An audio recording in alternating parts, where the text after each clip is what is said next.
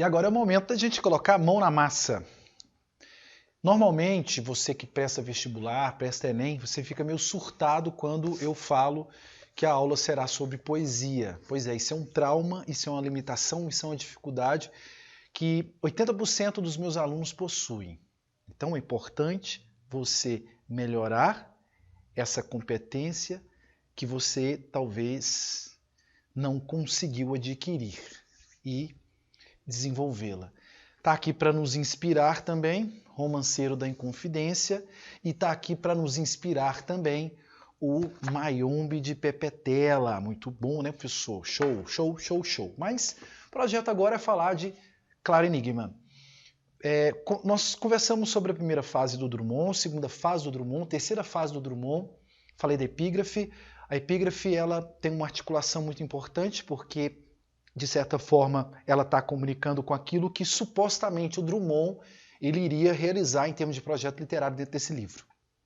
Livro este que tem algumas partes que nós também já conversamos sobre elas, né? São 6 partes no total, desses 42 poemas aí. Fechou? Fechou, professor? Muito bom, né? Então, é o seguinte, falei que o livro, enquadrei o livro aqui para você, na própria cronologia da obra do Carlos Drummond de Andrade, e agora a gente vai colocar a mão na massa com o primeiro poema. É o primeiro poema do livro, se chama Dissolução. Mas antes de qualquer coisa, sempre quando eu vou entrar nessa parte, em cada parte do livro, eu vou sintetizá-la para você. Então aqui eu digo que nós temos 18 poemas, e esses poemas dessa primeira parte, essa é a parte maior do livro, tá? Essa primeira parte nós temos algumas reflexões sobre o tempo, reflexões sobre a própria poesia, a passagem do tempo aí, e é uma seção do livro bastante negativa, pessimista. Então vamos para o primeiro texto, é importantíssimo para você conseguir ter um desenvolvimento legal, você ter o poema impresso aí. Professor, tem que ser o livro? Não necessariamente tem que ser o livro, agora você tem que ter o poema impresso. Ah, professor, eu estou anotando aqui no equipamento virtual. Gente, é uma possibilidade. Eu gosto muito do papel, tá bom? Vamos lá então. Dissolução. Eu vou ler a primeira estrofe só para a gente esquentar os motores, aí na sequência eu vou te explicando o texto, que não é fácil. Escurece e não me seduz tatear sequer uma lâmpada, pois que aprove ao dia findar. Aceito a noite. E com ela aceito que brote uma outra ordem de seres, coisas não figuradas. Braços cruzados. Eu já tinha dito a importância desses braços cruzados aí. Quero só chamar a atenção de um detalhe. Vocês estão vendo que essa seção do livro ela se chama Entre o Lobo e o Cão. Eu tenho aqui um ser civilizado e um ser bastante primitivo. No meu livro, eu anotei algumas informações aqui para você. Primeiro, sobre lobo. Então, se você quiser anotar aí. Lobo vem de lupus. Lupus é uma pequena constelação, bastante brilhante. Lobo é o símbolo da intuição, do perigo, do pressentimento da morte. Isso é muito legal. Então a imagem do lobo aqui, ela vai trazer para nós a ideia do investigador, do reflexivo, daquele que está observando. Tá bom? Então a ideia do lobo é a ideia da reflexão. Tá? Então eu até digo aqui que é aquele que pressente o perigo da morte. Então essa reflexão aí a gente podia pensar, associá-la à própria ideia da morte. E depois sobre o cão, né, professor? É a constelação Canis mais brilhante do céu. O cão representa a melancolia, a raiva, mas também a imagem do investigador e do pensador. Então, independentemente se é cão e se é o lobo, nós temos aqui a ideia do investigador. Então eu tenho esse escritor agora, ele fazendo essa investigação sobre ele, sobre a poesia, sobre a passagem do tempo, sobre familiares. A gente vai ver esses temas sendo levantados para nós nessa seção do livro. Dissolução é o título do poema. Dissolução é o mesmo que fragmentar, dissipar, quebrar, romper. Eu queria que você anotasse. Esse primeiro poema ele vai mostrar para nós a separação, a dissolução entre o eu e a arte poética. É como se nós tivéssemos um Drummond aqui anunciando para nós essa terceira fase dele, caracterizada sobretudo pela imagem ali que está no poema, que é a imagem dos braços cruzados. A imagem dos braços cruzados é uma metáfora bastante importante para nós, para a gente conseguir entender essa terceira e última fase do Carlos Drummond de Andrade. Eu já tinha dito para vocês que alguns estudiosos elencam que esse livro não, o Drummond, ele apresenta 4 fases, eu defendi para vocês que são 3. Então, repito, o título do poema já refere para nós essa separação, esse distanciamento entre um eu, esse eu drummondiano e essa poesia. É claro que a gente vai ver uma contradição aí, tá, moçada? Uma contradição dele que diz que quer se distanciar da arte poética, mas ao mesmo tempo ele constrói o poema. Então tem um paradoxo aí. Escurece, não me seduz, tatear sequer uma lâmpada. Tatear, vai anotando, é pegar, palpar, encostar. Escurece, então veio a noite. Essa noite é a imagem que o Drummond utilizou para referir-se a essa terceira fase dele. Tá? Então, escureceu, essa nova fase. Escurece e não me seduz. Seduzir ali da ideia do desejo. Então, escureceu e eu não tive o mínimo desejo sequer de acender a lâmpada. Parafraseei os 2 primeiros versos para você. Veio a noite, isto é, a minha nova fase, e o meu desencanto. Essa parte do livro ela é caracterizada sobretudo pela ideia do desencanto. Esse poema é um poema do desencanto. Então veio a noite, essa nova fase minha, e eu não tenho o mínimo desejo sequer de acender uma lâmpada. Eu prefiro a escuridão. Eu prefiro esse novo momento. Pois que aprove o dia findar. Então o dia, a gente podia pensar que é a segunda fase do Drummondiano. A primeira talvez, a segunda talvez, certo? Então o dia findou.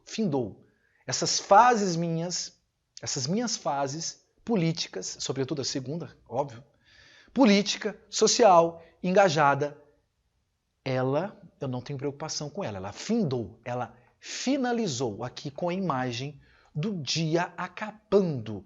Então o dia findou. A gente podia pensar que é a segunda fase do Drummondiano.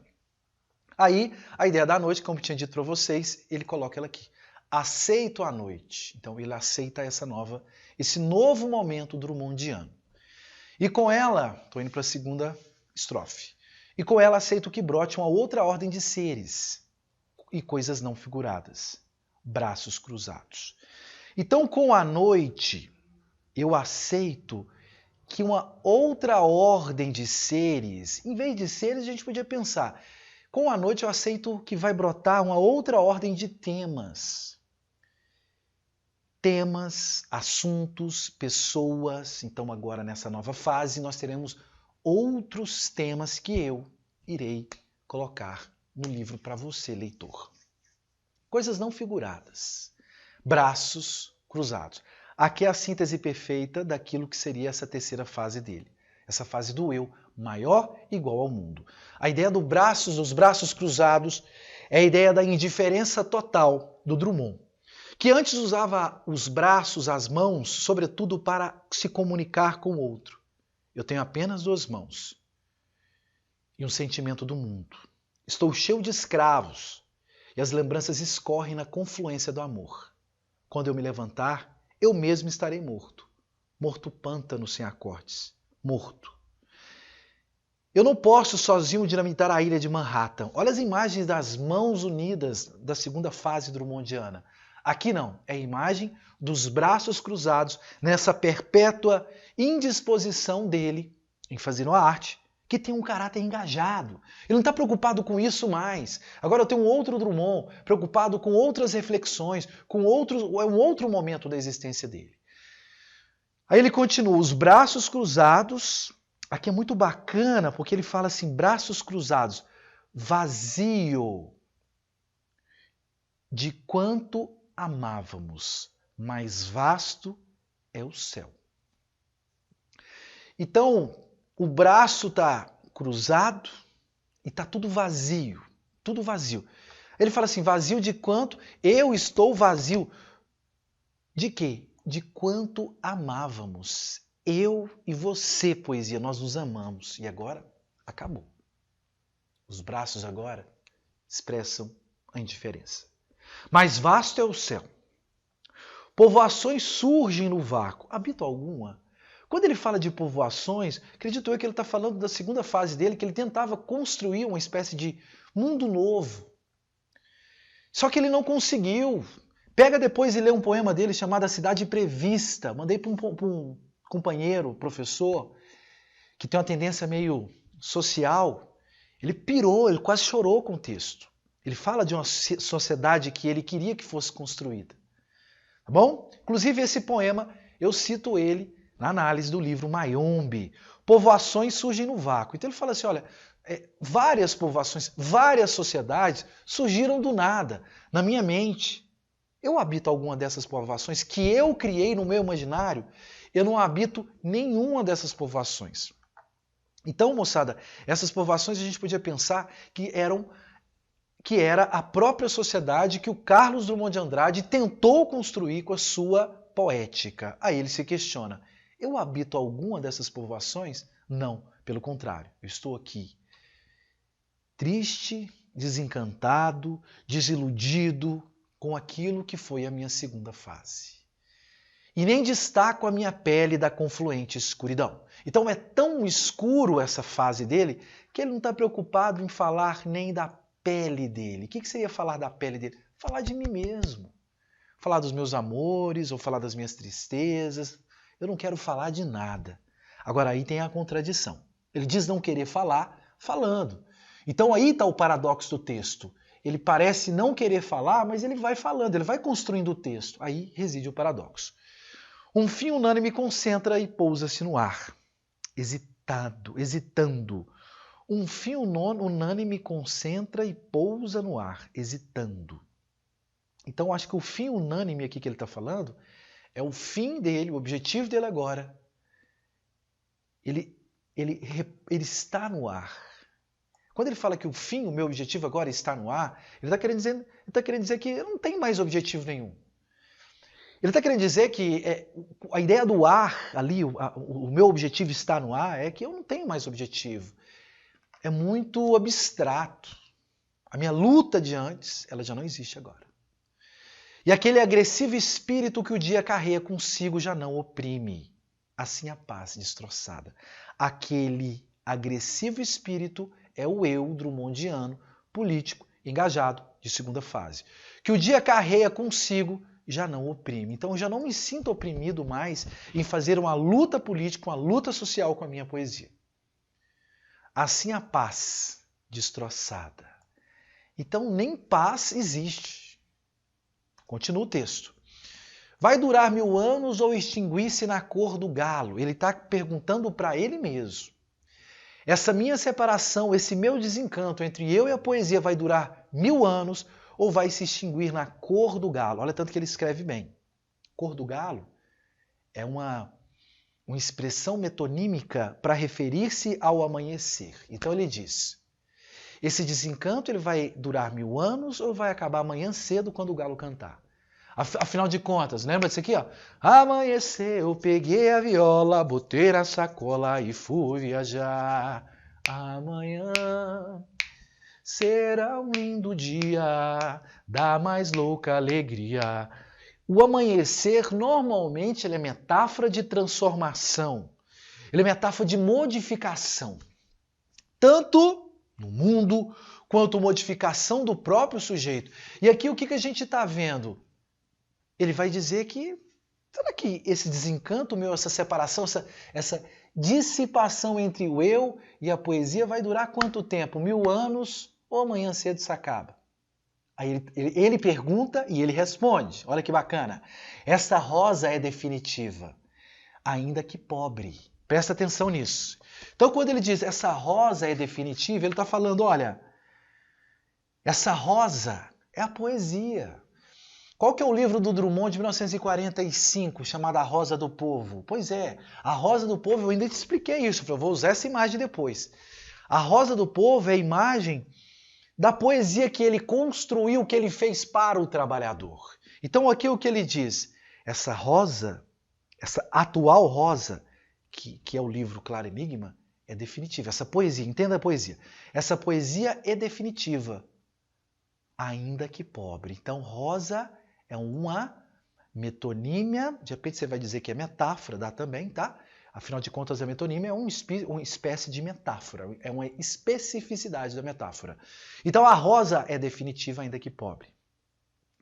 Imaginação, destaca para mim imaginação. Imaginação é a capacidade que o poeta tem de escrever poesia. Falsa demente, já te desprezo.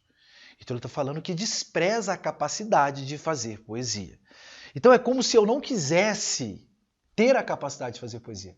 É como se eu não quisesse escrever poesia, só que ao mesmo tempo eu escrevo poesia. Imaginação falsa e demente, já te desprezo. E tu, palavra. Palavra aqui é uma metáfora para falar também da poesia. No mundo perene trânsito calamo-nos, e sem a alma o corpo é suave. Dificílimo esse final aí. Bom, então primeira informação, eu estou pegando algumas informaçõezinhas aqui também, tá? Então a imaginação é a capacidade que ele tem de fazer poesia, né? Falsa demente, então ele critica a imaginação, a capacidade que ele tem de fazer poesia. Já te desprezo. E tu, palavra. No mundo perene trânsito, perene é aquilo que é eterno. No mundo, então ele classifica o mundo como sendo um eterno trânsito. Calamo-nos. Então, olha, palavra, vamos nos silenciar no mundo? Vamos ficar calados? O mundo é barulho. Vamos ficar de braços cruzados e vamos extinguir a poesia. Não vamos falar mais nada. E sem alma, corpo é suave. Sem alma, o corpo é suave. Tem uma citação que eu sempre gosto de usar ao nosso ilustríssimo Cazuza. Ele diz que os ignorantes são mais felizes. Eles não sabem quando vão morrer. Eu não. Eu sei que tem um encontro marcado. Encontro marcado. Então, é a mesma ideia aqui. Quando ele fala que o corpo sem alma, alma é a sensibilidade da gente se indignar, de sofrer com as coisas. Se o corpo não tivesse alma, o corpo não sofreria. Então, lá, o corpo sem alma, ele é suave. Então, eu, sem poesia, eu sou feliz. Acompanhou? Então, moçada, é um poema. Esse poema ele está fazendo uma reflexão sobre a própria poesia. Então, aqui eu tenho uma reflexão sobre a poesia. Então, esse poema ele é metapoético. Há um desencanto desse eu com essa nova fase dele. Acompanhou? Engaia a ciência é o nosso próximo texto. Você já está vendo que nós estamos frente a um poema que é um soneto. Esse poema que é um soneto, ele é importantíssimo para nós você sempre lembrar. Repito, isso é um poema, isso é um soneto. Um soneto dessa fase drummondiana. Soneto este e que o Drummond, ele até então ele não gostava de, ele não tinha feito, não usava esse tipo de forma poética e agora ele está usando esse tipo de forma poética. Para quê, professor? Acho que até para dizer um pouco que ele é livre também, se ele tiver a fim de usar soneto, eu posso usar um soneto. Então o texto se chama Engaia Ciência. Bom, vamos partir para o título do texto, né? Não engaia. Engaia, essa palavra ela não existe no dicionário, tá bom? Existe a palavra gaia, gaia. Engaia, não. Gaia é uma palavra de origem provençal e significa jovem, feliz. Se você coloca o prefixo in, ué, moçada, quando eu coloco in, fica infeliz, não jovial, né? Então, engaia ciência. O que é ciência, professor? Vai anotando aí, gente, vai anotando aí. Esses poemas eu vou colocar lá no site para você imprimi-los e ir anotando aí. Isso é a forma de estar estudando aí, inquestionavelmente, tá bom? Engaia ciência. Ciência você vai compreender como sendo, sabe o quê? Maturidade.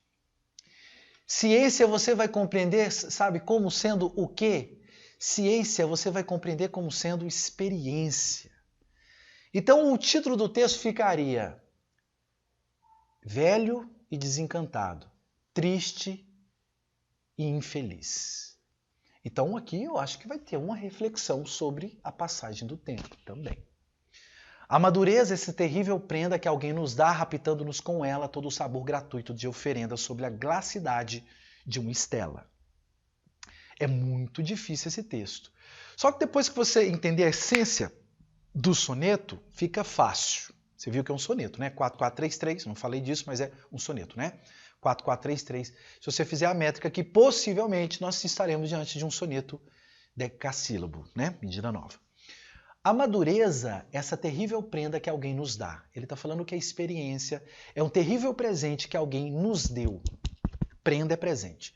A maturidade é um terrível presente que alguém nos dá, raptando-nos com ela todo o sabor gratuito de oferenda. Ele falou que a experiência é um presente que alguém nos dá, só que esse presente ele é negativo. Por que esse presente é negativo? É negativo porque ele vai raptar da gente, ele vai tirar da gente a capacidade que a gente tem de se encantar com as coisas. Repetindo, a madureza é um presente terrível que alguém nos deu e esse presente ele vai tirar da gente o sabor. Olha que bonito aqui. Quando ele fala sabor, é o encanto, moçada. O sabor gratuito de oferenda. Então, a maturidade ela vem e junto com ela é como se fosse, aí ele vai usar uma imagem lá embaixo, é como se fosse um véu que fosse colocado no nosso olho, e esse véu ele vai fazer com que a gente não se encante com aquilo que a gente vive. Né? Então, repito, todo o sabor das coisas vai ser roubado por causa da maturidade. À medida que a gente vai vivendo e tendo experiências, essas experiências vão tirando da gente o encantamento das coisas. Sobre a glacidade de uma estela. Estela aqui é uma alusão a uma imagem que é a estela funerária. O que é isso? Estela funerária é uma metáfora para referir-se, normalmente é uma imagem, uma estátua colocada sobre túmulos. Então essa imagem da estela funerária é a própria imagem da morte, tá? Então ele diz o seguinte, sabe o que é pior da vida? A gente se desencanta por uma série de aspectos que a gente vivencia e para piorar a circunstância, no final de tudo, a gente morre. Então há uma contradição. A gente vai ganhando experiência, vai se desencantando e a gente morre. Olha que foda. Tinha que ser o contrário. À medida que a gente vai ganhando experiência e a gente sabe que a gente vai morrer, a gente deveria dar valor àquilo que é a própria vida que nos foi ofertada. Então vamos nessa. Sobre a glacidade de uma estela, a maturidade vê, posto que a venda interrompa a surpresa da janela, aquilo que eu tinha dito. A maturidade é como se fosse uma venda colocada em nossos olhos e essa maturidade, deixa eu ver meu time, ela vai fazendo isso aqui. Ela vai escondendo, ela vai impossibilitando a gente de olhar para fora e ver o encanto de tudo aquilo que nos era ofertado. Por isso que ele diz assim, interrompa a surpresa da janela. Então a maturidade é terrível. O Manuel de Barros, que é um poeta mato-grossense, o livro mais conhecido dele é O Menino do Mato e outro, Poemas Rupestres. Tem um filme dele genial. Tem no YouTube, se você quiser ver, se chama Só 10% é Mentira. Filme genial. O Manuel de Barros ele vai defender o contrário disso que você está vendo aqui. Que a gente tem que desver o mundo. Desver o mundo é propor um olhar encantado sobre a vida, sobre tudo aquilo que está ao nosso redor. Isso se chama desver o mundo. Desver o mundo, repito, ver o mundo com o olhar de uma criança.